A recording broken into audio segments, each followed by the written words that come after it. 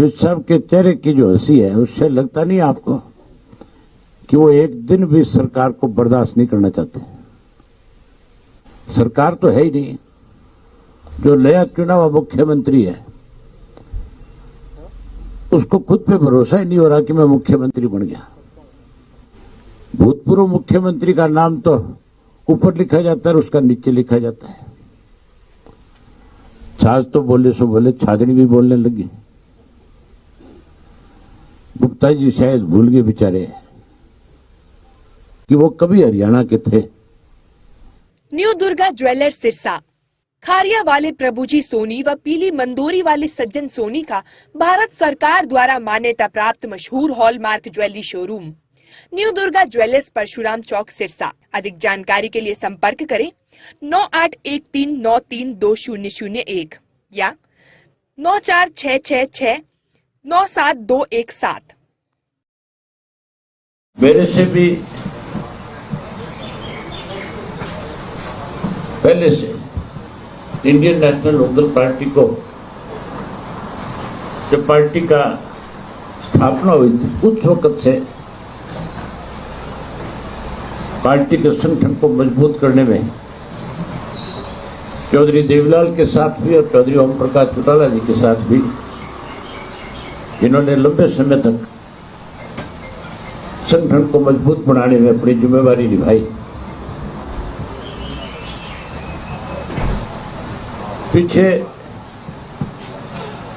किसी कारणवश कुछ समय के लिए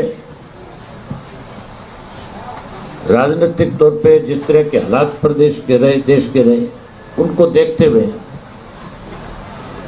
राजनीति से उब चुके थे। लेकिन इंडियन नेशनल लोकदल पार्टी के प्रति सदा उनका लगाव रहा। हमेशा पार्टी को जब भी मेरी मुलाकात हुई, चौटाला साहब की माजरा जी से मुलाकात हुई, उन्होंने खुल करके कहा कि मेरी इच्छा है कि पार्टी फिर शिखर पे पहुंचे। आज फिर सक्रिय रूप से पार्टी की जिम्मेवारी, पार्टी को संभालने के लिए आज फिर हमें आशीर्वाद देने के लिए आए हैं। हम सब इनका बहुत स्वागत करते हैं, अभिनंदन करते हैं। और वहीं चौटाला साहब से कल मेरी मुलाकात हुई, उससे पहले हम सब संगठन के साथियों ने आपस में बैठ करके विचार विमर्श किया। मैं माजरा जी से, मेरे बाई इलेक्शन में भी माजरा जी ने मेरी खुल करके मदद करी थी। चौधरी देवीलाल जी की जयंती के ऊपर भी हमने जब इनको इनवाइट किया तो ना केवल ये आए बल्कि कैथल की रैली की सारी देख रेख इनकी निगाह में हुई थी। और हम सब साथियों ने जब बैठ करके आपस में विचार विमर्श किया तो सबकी एक इच्छा थी, हमारी नहीं बल्कि पार्टी के, हमारे पूरे प्रदेश के जितने भी कार्यकर्ता और पदाधिकारी हैं, उन सब की एक इच्छा थी कि माजरा जी को फिर से बड़ी जिम्मेवारी पार्टी में सौंपी जाए ताकि संगठन को और ज्यादा मजबूती से आगे बढ़ाया जाए। आज सबने एक फैसला लिया है, हर फैसले से चौटाला साहब को हमने अवगत कराया। उनकी भी जाती इच्छा थी कि पार्टी के प्रदेश की कमान अब माजरा जी को सौंपी जाए। आज हम इनका स्वागत करते हैं, अभिनंदन करते हैं, वही हम सब इनके नेतृत्व में पार्टी के संगठन को मजबूत करने के लिए काम करेंगे। बाकी सारी बातें तो माजरा जी सब हम आपसे कहेंगे। मैं ये नहीं कहूंगा कि कोई इनकी घर वापसी है कि आज ये पार्टी में नए सिरे से शामिल हुए, ये हमेशा पार्टी के साथ रहे। थोड़े दिन निष्क्रिय हो गए थे, अब फिर बहुत सक्रिय होकर के काम करेंगे, अब फिर से इस सारी बात को अच्छे ढंग से निभाएंगे। बाकी बातें तो आप माजरा जी से करो। आप सभी का स्वागत है। जमाना चौधरी देवीलाल का था और न्याय युद्ध था, राजीव लोंगोवाल समझौता हुआ, उसके खिलाफ भी सक्रिय भूमिका निभाई। चौधरी देवीलाल 1982 में बहुमत लेकर के आए और उनकी सरकार नहीं बनने दी। तब भी एक बड़ा झटका था। तब भी हम चंडीगढ़ में बहुत बड़ा प्रदर्शन करते रहे और एक भी ना सुनी। और उसके बाद हम लगातार, चाहे कोई भी आंदोलन रहा, कोई जलसा रहा, कोई प्रदर्शन रहा, उसमें लगे रहे। चौधरी ओम प्रकाश चौटाला जी के साथ, चौधरी देवीलाल जी के साथ, और बढ़ चढ़ करके काम किया। ये ठीक है, परिवार में भी कुछ मतभेद हो जाते हैं। कुछ समय के लिए, 2-3 महीने के लिए ऐसा हुआ कि वो मतभेद हुए और अभय सिंह चौटाला ने ये चैलेंज कर दिया था कि 3 काले किसानों के कानून जो आए हैं, जिसमें एमएसपी नहीं रहेगा, अत्यधिक भंडारण की इजाजत बड़ी कंपनियों को दे दी और भू के मालिक बड़ी कंपनियां हो जाएंगी। इन्होंने कहा कि मैं 26 जनवरी तक अगर ये वापस नहीं लिए, मैं इस्तीफा दे दूंगा और किसान आंदोलन में कूद जाऊंगा। 26 तारीख आई तो 27 तारीख को इन्होंने अपना इस्तीफा दे दिया और दिल्ली के चारों तरफ किसान बैठ गए और मेरे से भी फोन पे कहा कि आप भी इस बीजेपी को छोड़ दो, क्योंकि किसानों का आंदोलन पीक पे है और इसमें आपकी जरूरत है। मैंने तुरंत से आप सबसे मुखातिब होके भारतीय जनता पार्टी को तिजांजलि उसी वक्त दे दी थी और हमने पूर्व विधायकों ने स्वर्गीय श्री नफे सिंह राठी की अध्यक्षता में सब ने मिल करके कोई 150-200 जाकर के दिल्ली के बैठे किसानों को समर्थन दे करके आए और उसके बाद उस किसान आंदोलन में भी अपनी भूमिका निभाई। साथियों, आज कुछ ऐसे बातें हैं कि सरकार के कुछ दावे इस प्रकार के हैं, हमारी पारदर्शी सरकार है, 32 से 42 पेपर भेज दिए जाते हैं और फिर ये कह देते हैं कि हमारी सरकार पारदर्शी है। 235 कोऑपरेटिव बैंक में लगा दिए जाते हैं बुला बुला के घर से, और हमारे वहां के विधायक पर्चा दर्ज कराते हैं पुंडरीके के मेरे बेटे से पैसे ले लिए, जिसका समर्थन भी भारतीय जनता पार्टी को है। और इसी प्रकार से हमारे नौजवान बाहर जा रहे हैं, विदेशों में जा रहे हैं, ले दे के फौज थी उसमें भी अग्निवीर कर दिए। और इन्होंने ये कहा विशेष तौर से कि किसान के लिए हम आमदनी दुगनी कर देंगे। ना दुगनी हुई, ना स्वामीनाथन योग की रिपोर्ट लागू हो उसकी, ना एमएसपी का कानून बना और जीएसटी भी किसानों पर ही ज्यादा थोपा गया। और ट्यूबवेल के कनेक्शन लेने के लिए भी एक जटिल प्रक्रिया बनाई, जिसके वजह से ये किसान बहुत दुखी है, जवान दुखी है। और सरकार कहती है हम पारदर्शी हैं। इस देश में चुनावी बॉन्ड का कितना बड़ा महा घोटाला हुआ है कि या तो ईडी का डर दिखा के या आगे उद्योग स्थापित करने के लिए, धंधे देने के लिए, ठेके देने के लिए इतना चंदा इकट्ठा किया गया, जो चुनावी बॉन्ड का बहुत बड़ा घोटाला आज भारतीय जनता पार्टी ने किया है। और हर जिले में 5 सितारा दफ्तर बने, वो कहां से बने? ये बातें जो लगती हैं कि कहते हैं कि हम 400 पार करेंगे, इसका मतलब तुमने ईवीएम मशीन को पहले से सेट किया हुआ है। आज किस प्रकार से कि इनके ऊपर भी प्रश्न चिन्ह लग रहा है कि वीवीपैट के मामले में तो ये खामोश हैं, परंतु इसकी पैरवी जरूर करते हैं कि 400 पार करेंगे। ये हरियाणा में भी दावा किया था कि 75 पार करेंगे, 50 हारे थे, 40 जीते थे। इन परिस्थितियों को मद्देनजर रखते हुए कि हरियाणा प्रदेश में कोई व्यवस्था नहीं बदली, ना तो एसवाईएल का पानी आ गया। एसवाईएल का प्रस्ताव सबसे पहले सारे समझौते रद्द करने वाली पार्टी कांग्रेस है। और इसी प्रकार से एक पार्टी और हमारे हरियाणा प्रदेश में आई, उनकी आप पार्टी की गवर्नमेंट पंजाब में बनी। उन्होंने पंजाब की विधानसभा में पहला रेजोल्यूशन ये पास किया कि हम एसवाईएल का पानी हरियाणा को नहीं दे सकते, जो भगवत मान की सरकार बनी है। और इसी प्रकार हमारे हरियाणा में जहां एसवाईएल सूखी है, वहीं पे हांसी बुटाना नहर भी सूखी पड़ी है। और ये लोग कहते हैं कि हमने एक समझौता, जमुना जल समझौता 1994 में हुआ था। ये कहते हैं कि हमने राजस्थान को पानी जमुना का देने का समझौता भारतीय जनता पार्टी की सरकार ने किया। अगर बारिश के दिनों में पानी अतिरिक्त था तो वेस्टर्न जमुना में पैसा क्यों खर्च किया जा रहा है कि उसमें अगर ज्यादा पानी होगा तो वेस्टर्न जमुना को देंगे। अगर ज्यादा पानी था, अगर वहां पे पानी उपलब्ध था तो दादूपुर नलवी नहर को क्यों नहीं दिया गया? क्योंकि उसका भी ऑब्जेक्टिव खोदने का, बनाने का यही था कि बारिश के दिनों में अतिरिक्त पानी दादूपुर नलवी नहर में दिया जाएगा। अवेलेबिलिटी ऑफ वाटर के बारे में कोई स्टडी नहीं की गई, हाइड्रोलॉजिक स्टडी कुछ नहीं की गई। कह दिया कि 3 पाइप से राजस्थान को पानी जाएगा और 1 पाइप को हरियाणा के दादरी और भिवानी को पानी मिलेगा। ये फिजिबिलिटी है ही नहीं। हथनीकुंड बैराज से पानी आप जाके राजस्थान ले जाएंगे, ये संभव ही नहीं। ओखला से पहले पानी मिलता है राजस्थान को, वहीं से दिया जाना चाहिए और हरियाणा वर्षों से इसका विरोध करता रहा है। आज भी हरियाणा के लोग तो विरोध करते हैं, परंतु मुख्यमंत्री, भूतपूर्व मुख्यमंत्री ने मनोहर लाल जी ने इस पे दस्तखत कर दिए। ये हरियाणा प्रदेश के लोगों के साथ खिलवाड़ है और हरियाणा की प्यासी जमीन को पानी की जरूरत है और वो राजस्थान को देना चाहते हैं। ये गलत है, फिजिबिलिटी ही नहीं है।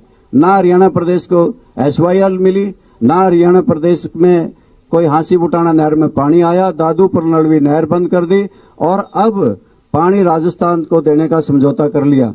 ना हरियाणा की राजधानी बन सकी, ना अलग से हाई कोर्ट बन सका, कोई व्यवस्था बदली नहीं, बल्कि अनेकों प्रॉब्लम खड़ी कर दी। परिवार पहचान पत्र की खड़ी कर दी, मेरी फसल मेरा ब्यौरा की खड़ी कर दी कि फसल किसी की, ब्यौरा किसी का, और अनेकों घपले और घोटाले हरियाणा प्रदेश में, चाहे शराब घोटाला है, धान घोटाला है, चाहे रजिस्ट्री घोटाला है, पेपर लीक घोटाला है, और अभी अभी सहकारिता विभाग का ICDP का 100 करोड़ का घोटाला है।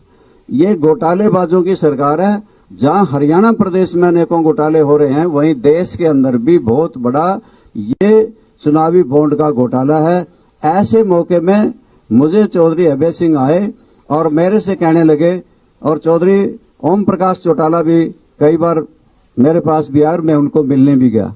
आदर भाव उनका दिल में यूं का यूं सजोए रखा, और जब भी मिलता तो मुझे यही कहते थे कि आओ रामपाल, तेरा तो घर यही है, मेरा कोई जाना नहीं, मेरा कोई आना नहीं, मेरा तो घर है। और मैं इस मौके पे मैंने सोचा कि कुरुक्षेत्र लोकसभा से चुनाव अभय सिंह चौटाला लड़ रहे हैं। ऐसे मौके में किसानों के लिए इस्तीफा दे देने वाले, हरियाणा विधानसभा को ठोकर मार देने वाले, ऐसे मौके में हरियाणा प्रदेश की जनता की आवाज को हरियाणा की विधानसभा में बुलंद करने वाले, ऐसे मौके में कि वो लोकसभा का चुनाव लड़ रहे हैं, तो मुझे तुरंत से अभय सिंह चौटाला का साथ देना चाहिए। और मैं इस मौके पे, इसलिए अगर सत्ता की मलाई खाने की कोई चाहत नहीं, पहले भी ऐसा कभी सोचा भी नहीं। ये कोई लोकदल पार्टी में आज कोई ये भी नहीं समझ पा रहा होगा कि बहुत बड़ा फेरबदल होकर के सरकार बनने वाली है। नेक्स्ट भविष्य में कल क्या हो जाए, ये तो संभावनाएं रहती हैं। संघर्ष के बलबूते पे ही किया है, आगे भी संघर्ष को ही चुना है। आज केवल अभय सिंह चौटाला और चौधरी ओम प्रकाश चौटाला के नेतृत्व में संघर्ष करने आए हैं, लड़ाई लड़ने आए हैं और जनता की आवाज को बुलंद करने आए हैं। धन्यवाद।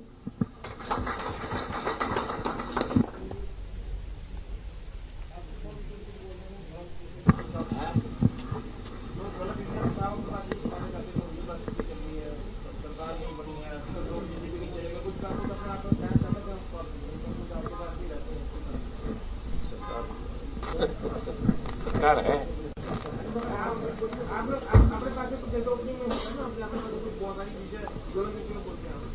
चौटाला साहब जब कभी भी प्रेस के साथी उनसे मिलते थे, हमेशा एक बात खुल करके कहते थे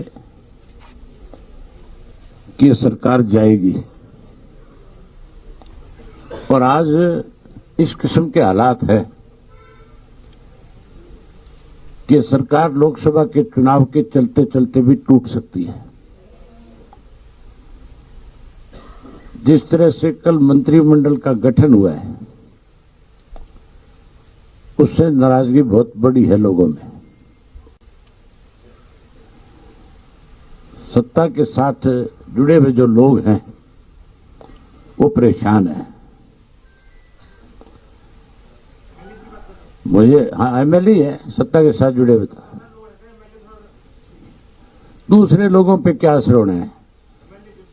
हाँ, जो MLA साथ दे रहे हैं, खास करके जो इंडिपेंडेंट और जो जेजेपी वाले ये बहुत दुखी हैं। जानकारी तो आपको भी होगी खैर, है? हानि मेरे से ज्यादा जानकारी होगी, लेकिन कुछ जानकारियां मेरे पास भी आई है। जो पार्टी का सबसे मजबूत आधार है वो सबसे ज्यादा खपा है। विज साहब के चेहरे की जो हंसी है उससे लगता नहीं आपको कि वो एक दिन भी सरकार को बर्दाश्त नहीं करना चाहते। कोई ऐसा मौका आया तो मुझे लगता है सबसे पहली मोहर उन्हीं की लगेगी। सरकार तो है ही नहीं। सरकार तो अगर होती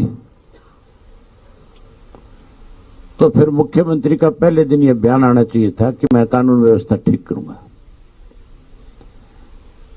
फिर तो किसान की फसल की एमएसपी पे खरीद शुरू हो जानी चाहिए थी।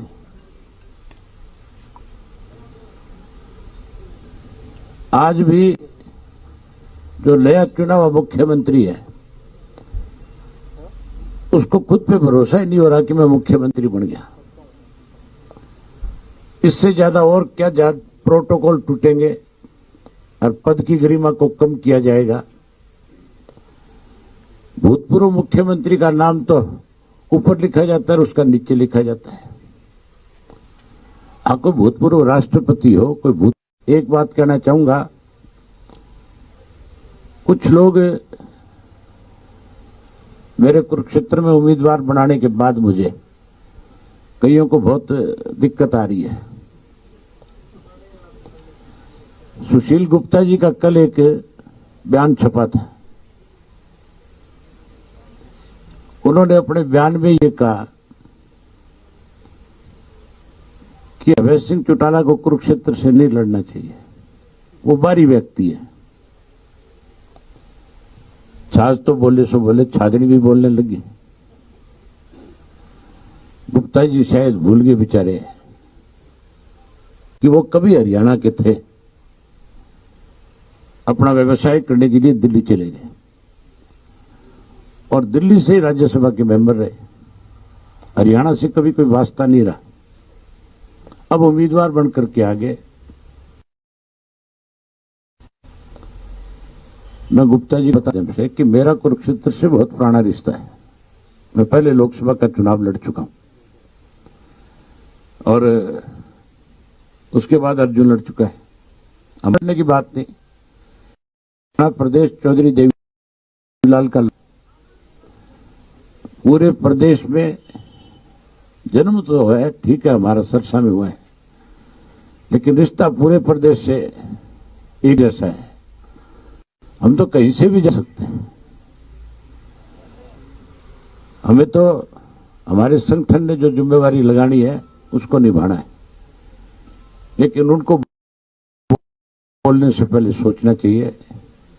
हरियाणा एसवाईएल का सबसे बड़ा विरोध अगर किसी ने किया तो आप पार्टी ने किया, और गुप्ता जी आप पार्टी का उम्मीदवार बनकर किया है। जैसे दिल्ली से आए वैसे दिल्ली चला जाएगा। मेरी ख्याल जमानत भी नहीं बचेगी।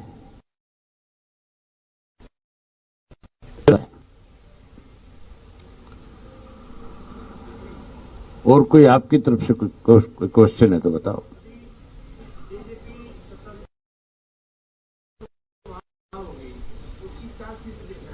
आप बताओ क्या स्थिति देख रहे हो। ये सवाल मेरे से पूछने का नहीं है। ये तो आपको आकलन करना चाहिए कि जिन्होंने बड़बोले बोल बोले थे आज उनकी स्थिति क्या है।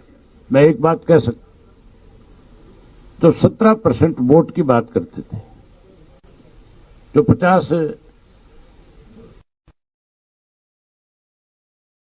के मुख्यमंत्री थे, अगर लोकसभा का चुनाव लड़ लिया, मुझे नहीं लगता चुनाव लड़ेंगे। अगर लड़ लिया तो परसेंट जो है वो 0.7 पे आ जाएगा। की हालत नोटों से भी ज्यादा खराब हो जाएगी।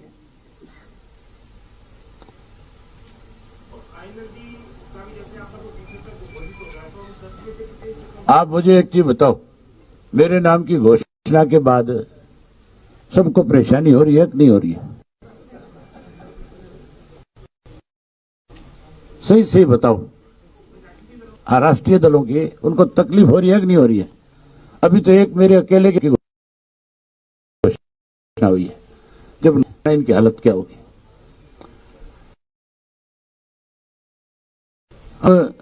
वो नहीं कर, नाम ने भी झूठ का सहारा लिया। कर सकते हैं, खुल करके लोगों के सामने रखी कम ये करेंगे, और जो नहीं कर सके उसके लिए लोगों से कहा कि हमारे बस की नहीं है। लोकसभा के चुनाव के जब नतीजे आएंगे तो बहुत चौंकाने वाले होंगे, बहुत बड़े होंगे। मैं खुल के कह सकता हूं कि हम बहुत अच्छी पोजीशन में रहेंगे।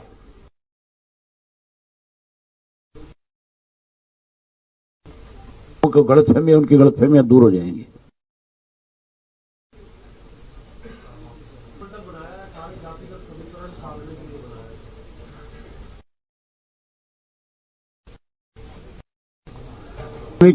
कईयों जो कहीं ना कहीं मुख्यमंत्री को लगते थे कि ये तेरी कमांड में ठीक से काम नहीं कर रहे, उनको दिया।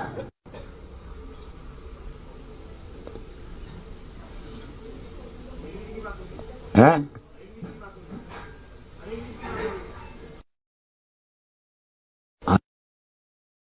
अनिल विज भी उनमें एक है। अनिल विज पहले दिन से लड़का है, कितनी दफा इनके आपस में क्लेश हुए। मैं तो हमेशा ये कहता था कि विज साहब की अगर कोई सुनता नहीं है तो उनको छोड़ देनी चाहिए थी।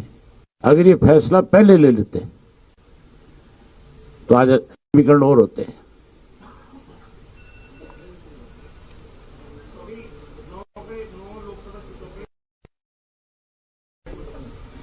करेंगे हम, 10 की 10 सीटें लड़ेंगे। 10 की 10 पे हमारे उम्मीदवार खड़े होंगे, 10 की 10 पे बहुत अच्छी लड़ाई लड़ेंगे।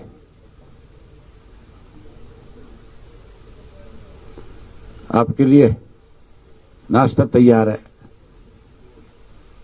धन्यवाद आपका। हमारे जिले की जो टीम है, माजरा साहब को और भाई अभय सिंह जी को बुके दे के एक बार सम्मानित करने का काम करेंगे, भाई राजा राम के नेतृत्व में।